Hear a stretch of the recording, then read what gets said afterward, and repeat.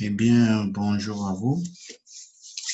Alors, la vidéo que je vais faire aujourd'hui portera notamment sur comment utiliser un make, c'est-à-dire savoir comment créer un makefile pour pouvoir exécuter la commande, make. Ouais. Donc aujourd'hui, je vais vous montrer en fait comment vous pouvez créer un make. Comme je le disais la dernière fois lors de la vidéo précédente, que un make en fait, c'est un logiciel je peux dire, qui construit automatiquement des fichiers souvent exécutables ou des bibliothèques à partir d'éléments tels que du code source et utilise généralement un fichier que nous appelons un makefile. Vous voyez, il utilise un fichier que nous appelons un makefile qui est en fait un input pour le make. Donc, ça veut dire que si vous n'avez pas de makefile, vous ne pouvez pas justement exécuter la commande make. Parce que lorsque vous tapez make, s'il ne couvre pas de makefile, il va vous afficher ce message d'erreur. Alors, ce qu'il faut savoir, c'est qu'un make, c'est le make en fait qui vous spécifie comment structurer, comment construire les fichiers cibles. Alors, qu'est-ce que vous avez besoin donc pour créer un make?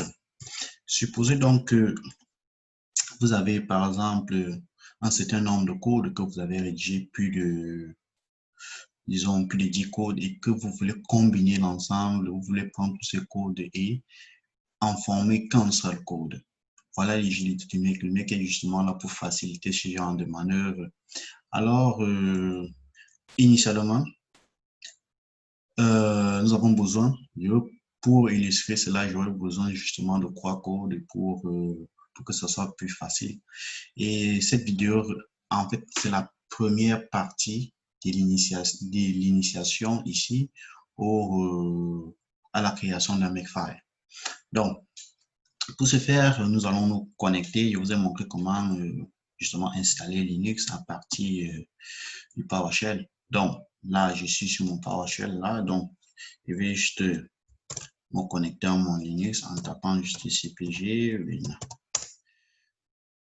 Ok, je patiente. Ok. Donc là, je suis connecté, j'ai mon Linux qui est là. Alors, comment ça se passe? Je me connecte à programme. Ok. Alors, vous voyez par exemple là.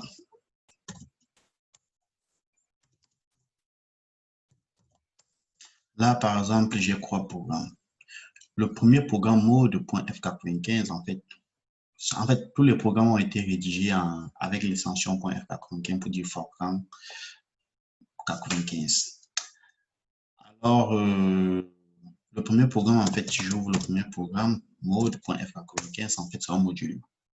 C'est un module où j'ai déclaré l'ensemble de mes variables et il va appeler ce module dans mes programmes.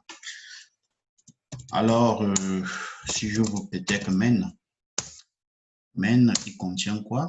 Ok, main, c'est un sous-routine. Main, c'est un sous-routine qui utilise ici use, les variables de mode pour pouvoir afficher les variables A et B dans le programme. Alors, si j'ouvre par exemple player.f95, c'est lui le programme mère. Alors, dans le programme mère, j'utilise les variables du module mode. Et qu'est-ce que ce programme fait? Ce programme permet juste de calculer i fois i et a moins i.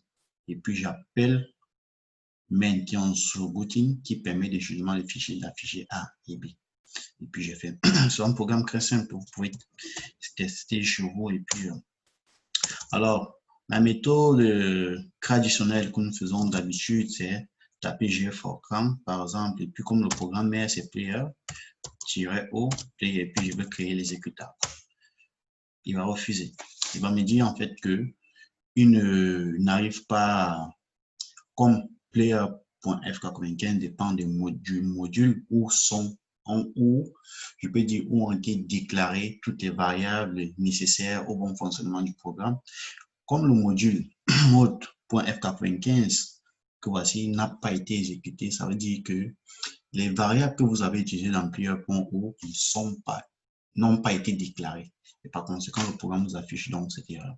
Donc, pour contourner dans ce programme, autant pour moi, pour contourner dans cette problématique, nous allons créer un Makefile qui va donc prendre l'ensemble de ces trois programmes pour pouvoir créer ici un exécutable.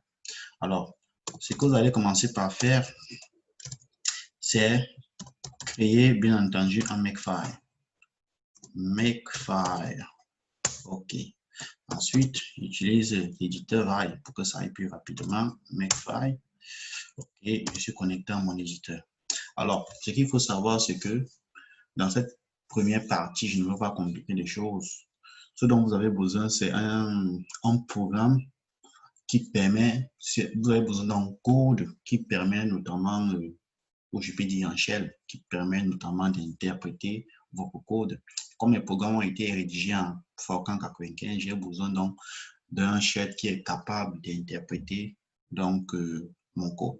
Alors, je peux utiliser une variable justement appelée shell gfortran. Pardon. OK. Une fois que c'est fait, je suppose que l'exécutable que je vais créer s'appelle par exemple code. Voilà l'exécutable que je vais créer. Alors, ce qu'il faut savoir avec les Makefile, c'est que vous avez initialement besoin d'une cible. Une cible qui sera créée à partir d'une dépendance ou des dépendances. Et ensuite, là, vous avez l'ensemble des commandes. Vous avez besoin d'une cible qui est créée à partir d'une dépendance. Donc, sans la dépendance, vous ne pouvez pas créer la cible. Alors, chez nous, la cible, c'est quoi? La cible sera quelque chose comme d.o, pardon, et la dépendance sera d.f95. Comme mes programmes sont rédigés en F95, on s'en dit pour créer d.o, vous avez besoin de d.f95. Alors, donc, c'est comme ça que ça va se passer. Donc, ça veut dire que sans les dépendances, vous ne pouvez pas créer des cibles. Alors, ce qui se passe ici, c'est quoi? Comme mon programme a des modules, je dois créer justement une variable qui me permettra, n'est-ce pas, ici d'appeler, je dois créer ici, autant pour moi, une variable qui pourra contenir l'ensemble de tous les modules et appeler ce module ici dans mes programmes. Alors, je vais prendre un cas très simple, sans utiliser d'abord le module. J'ai dit tout à l'heure qu'il nous faut une cible. La première cible que nous avons ici, c'est quoi? C'est mode.o, n'est-ce pas? Ça, c'est la cible. Maintenant, sa dépendance, c'est mode.f95. Alors, pour exécuter, pour appeler cette variable gfortran, pour exécuter gfortran, j'ai besoin d'utiliser le symbole $fc pour dire gfortran-c, j'appelle ma dépendance mode.f95. C'est comme ça que ça va se passer pour la suite. Ensuite, j'ai main.o, sa dépendance c'est main.f95. Ensuite, symbole $fc, c'est main.f95. Par la suite, j'ai player ou programmeur.o, sa dépendance c'est player.f95 et j'exécute le programme à partir de gfortran fc-c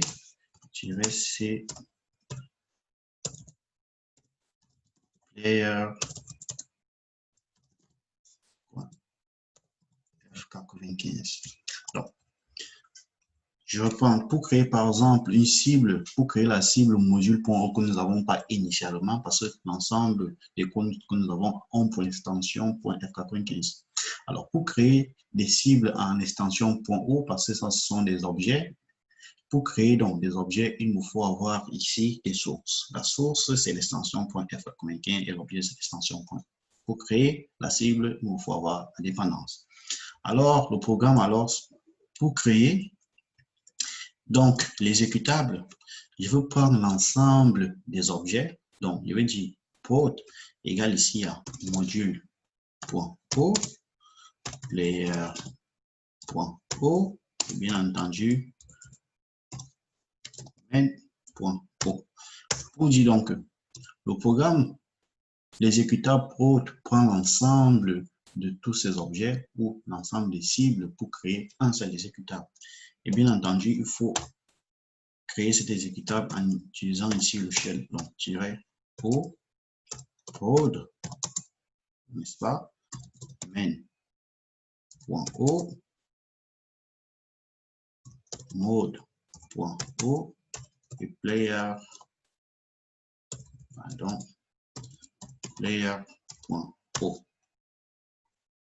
Donc, voilà, ça a été supprimé. Donc, là, nous avons un mini programme pour un makefile, simple pour l'ensemble des trois codes que nous avons. Donc, le shell utilisé ici, c'est gfortran parce que les programmes ont été rédigés en Fortran. Donc là, nous avons le gfortran. Vous pouvez directement retirer le $, le symbole $, puis écrire directement gfortran, ça va toujours marcher. Mais je préfère utiliser les variables parce que c'est plus pratique. Alors, gfortran là. Alors, pour créer l'exécutable, j'ai besoin de trois objets ou trois fichiers cibles. Mode.o, player.o, main.o. Et j'exécute notamment en utilisant ici le shell, en appelant les trois fichiers cibles. Alors, pour créer les fichiers cibles, je le disais tantôt, nous avons besoin de dépendances. Et les dépendances sont les trois fichiers que nous avons notamment dans notre répertoire. Donc, vous êtes d'accord avec moi que là, nous avons juste trois fichiers mode.f95, main.f95, player.f95 et le makefile que je viens de créer. Alors, si je tape par exemple le make,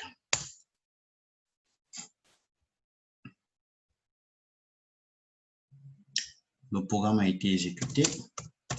Si je fais ça, pardon, vous voyez, vous avez le prod.ax et l'ensemble des modules qui ont été créés, qui sont là. Si je fais par exemple prod.ax, vous voyez, ça marche. Donc, nous avons là, le programme affiche justement ce qui a été dit. Par exemple, dans player.f95. J'ai demandé au programme call main qui affichait notamment les variables a et b qui sont égales à i fois i ou bien a moins i. Vous voyez, c'est trop pratique. Donc, là, nous avons l'ensemble des fichiers objets qui ont été créés à partir des dépendances des fichiers incorporés dans cette partie du fichier. Alors,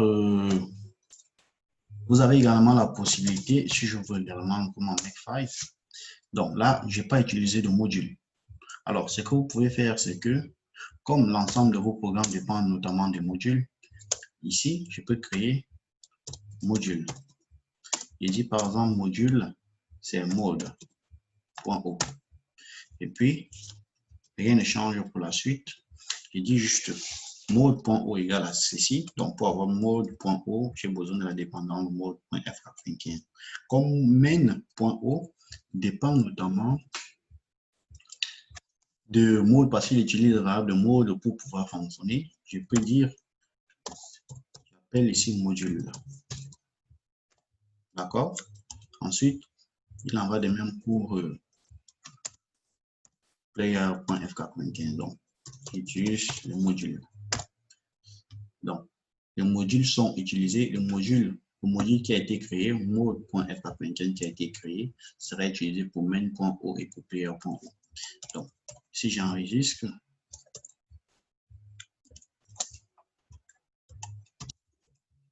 est-ce que je supprime les fichiers qui ont été créés tout à l'heure?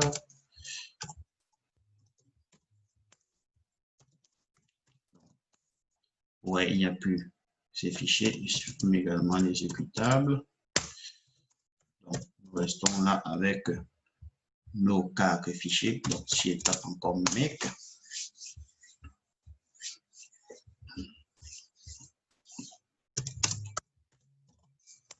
ouais, ça marche également. Donc, si vous utilisez le module, vous pouvez également utiliser cette syntaxe.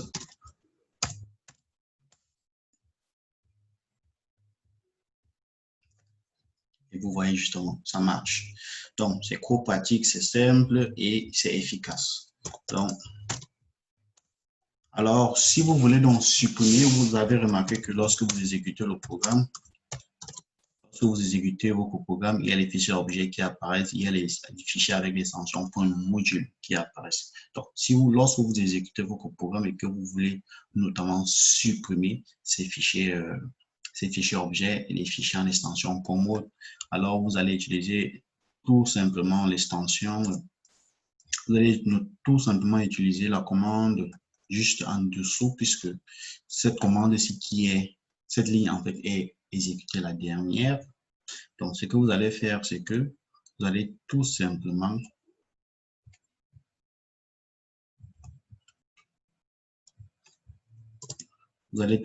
taper rm-r,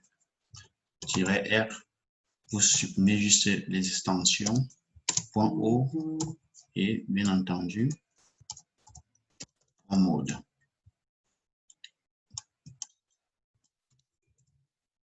Et puis,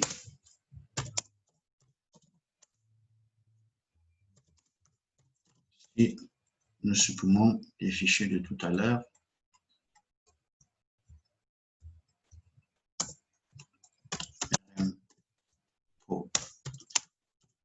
Alors, voyez, nous sommes encore là avec nos trois fichiers là. Donc, si je retape par exemple mec,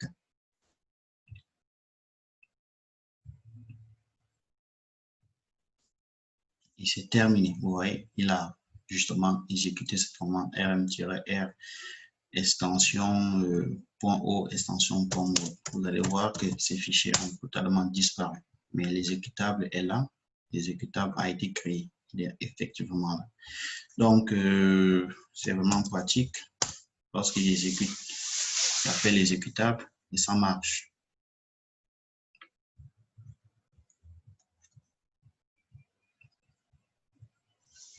Donc, c'est un peu ça.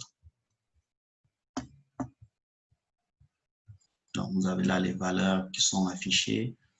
Donc, c'est trop pratique. Et la dernière chose que je vais vous montrer pour terminer avec cette première partie du Makefile, c'est que vous voyez que lorsque le programme s'exécute, il affiche ligne par ligne. Alors, pour éviter que le programme affiche donc l'ensemble successivement au fur et à mesure que le mec exécute chaque syntaxe, alors vous pouvez ajouter devant pardon, vous pouvez ajouter ici le signe arrobase. Vous ajoutez là arrobase. Vous ajoutez là arrobase. Vous ajoutez là arrobase.